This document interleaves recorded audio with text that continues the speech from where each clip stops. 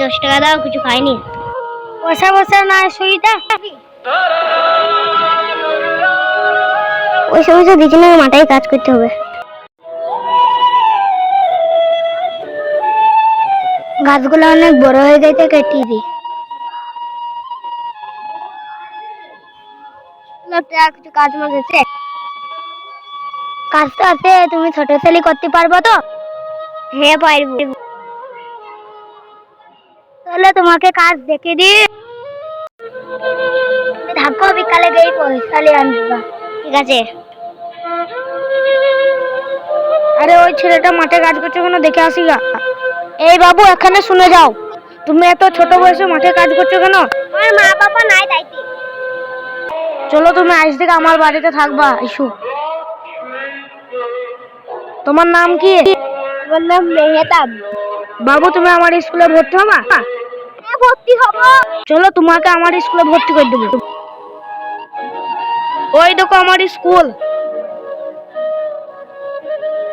বাবু, এখানটা বসো। বাবু, তোমার নাম কি? মেহতাব রহমান। বাবু, তোমার বয়স কত? 5 বছর। এই নাও বাবু, কাল থেকে স্কুল আসবে। এখন আমাদের বাড়ি চলো।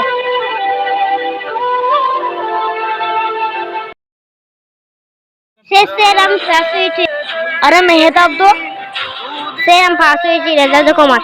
তাই তো দেখছি, তুমি তো সবই পেয়েছো। তোমাকে 1 সপ্তাহ ভিতরে আমি আমেরিকা পাঠিয়ে দিচ্ছি। আজকে পাসপোর্টটা করিলে আসিগা। ঠিক আছে।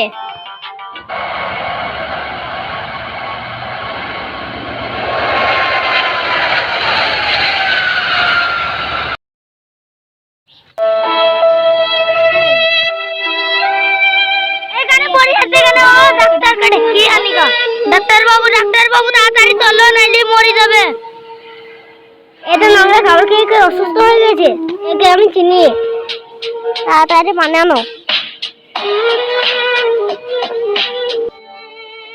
এই তো স্যার, ওকে আমি তাকে ঠে আমি ফেই দিয়েছি।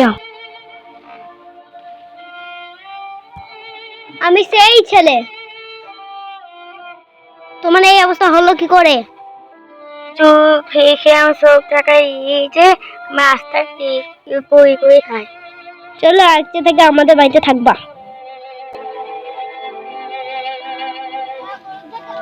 আপনারা কেউ গরিবদেরকে অবহেলা করবেন না, তারা তো মানুষ। ভিডিওটা ভালো লাগে একটা লাইক করবেন, সাবস্ক্রাইব করতে ভুলবেন না কিন্তু। দেখা হচ্ছে অন্য ভিডিওতে। আসসালামু আলাইকুম।